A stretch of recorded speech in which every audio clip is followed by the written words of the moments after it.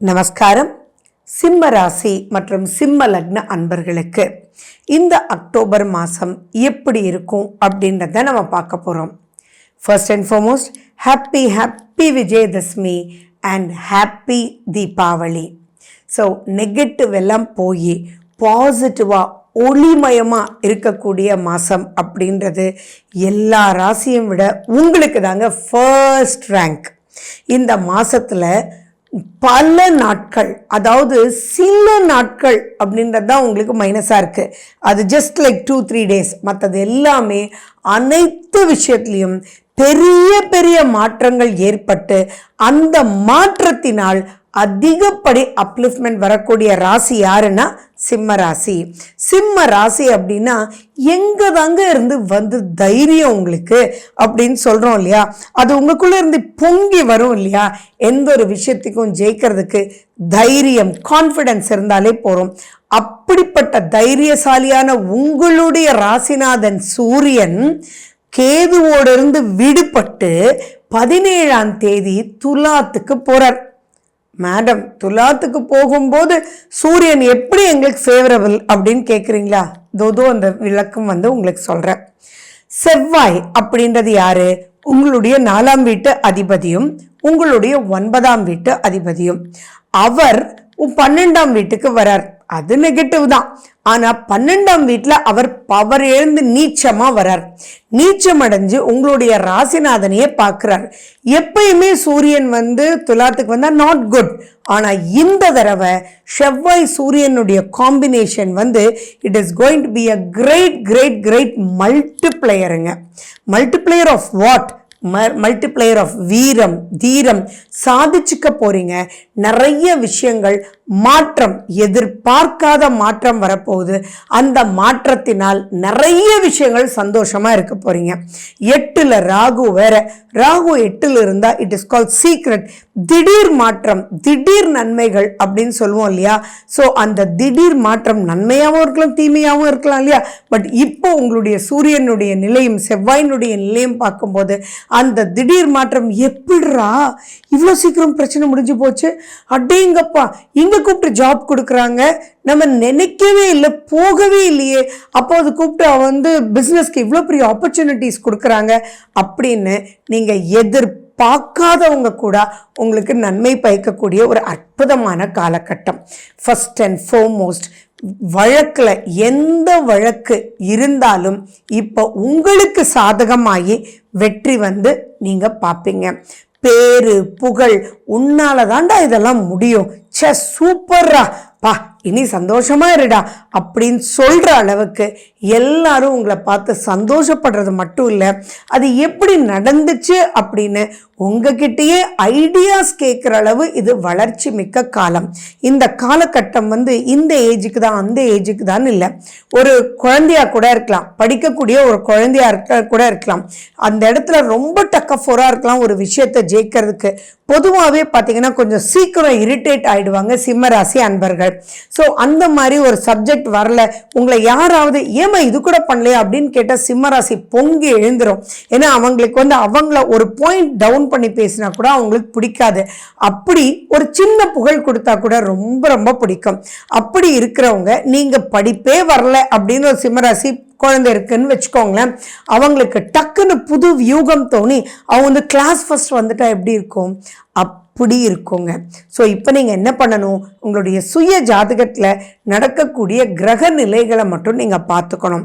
அதே மாதிரி உங்களுடைய சுய ஜாதகத்தில் நீங்கள் பிறக்கும்போது சனி வக்ரம் பெற்றிருந்தாலோ குரு வக்ர நிலையில் இருக்கும்போது நீங்கள் பிறந்திருந்தாலோ இந்த காலகட்டம் என்ன சொல்கிறது, உங்கள் காட்டில் பணமழை மட்டும் இல்லைங்க, சந்தோஷத்தினுடைய இடி மின்னல் மழையோட நிறைய விஷயங்கள் சாதிக்கக்கூடிய அமைப்பில் இருக்கும். அதே மாதிரி உங்களால் உங்களுக்கு நன்மை, உங்களால் உங்களுடைய இளைய சகோதர சகோதரிகளுக்கு நன்மை, உங்களால் உங்களுடைய அண்ணன் அக்கா இவங்களுக்கு நன்மை, அண்ட் உங்களுடைய குடும்பத்தாருக்குமே உங்களால நன்மை. முன்னாடி நின்று குடும்பத்துக்கும் ஃப்ரெண்ட்ஸுக்கும் என்ன வேணுமோ அவ்வளவு பாசிட்டிவாக பண்ணக்கூடிய அமைப்பு. எப்படி மேடம் 7ல் சனி வேற இருக்கு இல்லையா அப்படின்னா, சனி பகவான் வக்ர நிலையில இருக்கார். அதே மாதிரி சூரியன் இவ்வளவு பவர்ஃபுல்லாக வரும்போது ஒரு கவர்மெண்ட்டுக்கு டபுள் பவர் வந்தால் எப்படி இருக்குமோ அப்படி ஒரு பவர் வந்து இப்போ உங்களுக்கு வரும். கவர்மெண்ட் உத்தியோகத்தில் இருக்கிறவங்களுக்கெல்லாம் இது ஒரு ரொம்ப பொன்னான காலம், யூஸ் பண்ணிக்கோங்க. அதே மாதிரி டாக்குமெண்ட் சம்பந்தமாக யாருக்கெல்லாம் பிரச்சனை இருக்கோ அவங்கெல்லாம் இப்போ அந்த டாக்குமெண்ட்டை மூவ் பண்ணுறதுக்கு என்ன பண்ணணும், டேபிள் மூவே ஆகலை அப்படின்னு நினைக்கிறவங்களுக்கெல்லாம் இப்போ நீங்கள் போய் அந்த காரியத்தை இப்போன்றது எப்போ அப்படின்னா அக்டோபர் ஸ்டார்ட் ஆன உடனே கிடையாதுங்க. 17ஆம் தேதிக்கு அப்புறம், அதுலேயும் 20ஆம் தேதிக்கு அப்புறம் தான் எல்லாமே பாசிட்டிவாக இருக்குது. ஸோ அனைத்து பிரச்சனைகளும் ஸ்மூத்தாக முடியக்கூடிய அமைப்பு.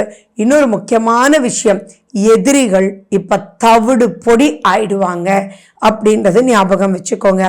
எதிரிகள் பக்கத்திலேயே வர முடியாத அளவுக்கு உங்களுக்கு ஃபென்சிங் கிடைக்கிற அளவுக்கு அனைத்து கிரகங்களினுடைய அனுகிரகம் உங்களுக்கு இருக்கு. அண்ட் 4ஆம் வீட்டில் சுக்கிரன், அதாவது 12ஆம் தேதி வரைக்கும் சுக்கிரன் ஆட்சி 3ல். அப்போ உங்களுடைய தைரியம் ஜாலியான ஒரு ஆஸ்பெக்டுக்கு போகும்.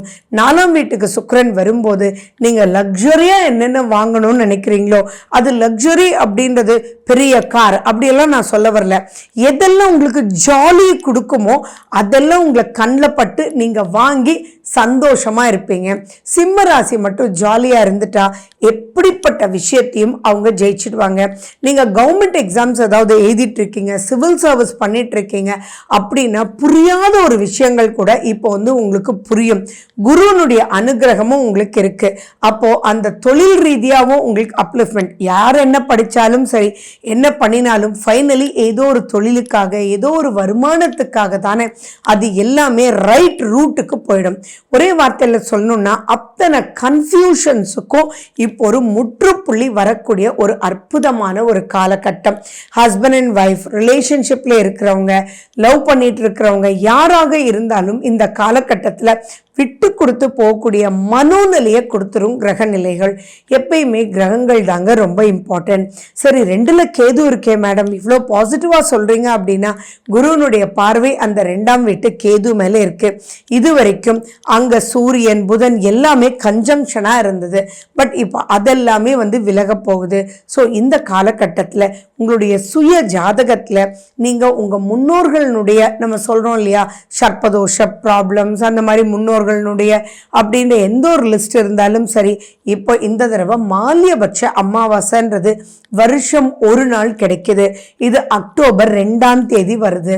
ஸோ நீங்கள் முன்னோர்களுக்கு முன்னோர்களை நினைச்சு மனதார பிரார்த்தனை பண்ணி அவங்க கிட்ட இருந்து அனுகிரகங்கள் நீங்க பெறதுக்குண்டான உங்களுக்கு தெரிஞ்ச முடிஞ்ச எந்த ஒரு விஷயத்தை வேணாலும் பண்ணுங்க. இப்போ நீங்க கேட்டு வாங்கக்கூடிய வரம் பல ரூபத்தில் உங்களுக்கு ஹெல்ப் பண்ணக்கூடிய அமைப்பில் இருக்கும். ஸோ மிஸ் பண்ணிடாதீங்க. மால்யபட்சம் முழுக்கவே நீங்கள் பண்ணலாம். ஆனால் மால்யபட்ச அமாவாசை வெரி வெரி வெரி இம்பார்ட்டன்ட். இன்னொன்று, நம்ம பிறந்திருக்கோம் அப்படின்னா டெய்லி ரொட்டீன்லேயே தெரிஞ்சும் தெரியாமலும் எவ்வளவோ நெகட்டிவிட்டி நம்ம பண்ணுறோம். அந்த நெகட்டிவிட்டியெல்லாம் போகிறதுக்கு தான் இந்த துலாஸ்தானம்ன்றது வச்சுருக்காங்க.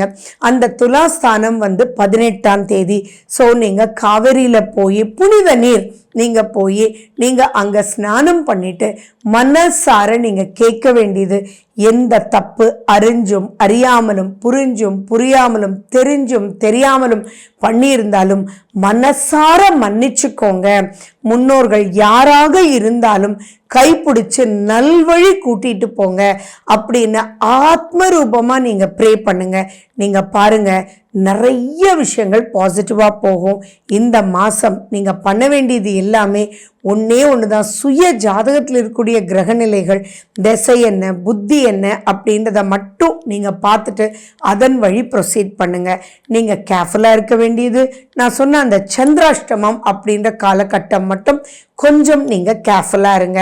அந்த சந்திராஷ்டமம் அப்படின்றது உங்களுக்கு மீன ராசியில் சந்திரன் நடக்கும்போது அந்த மீன ராசியில தான் ராகு இருக்கார்.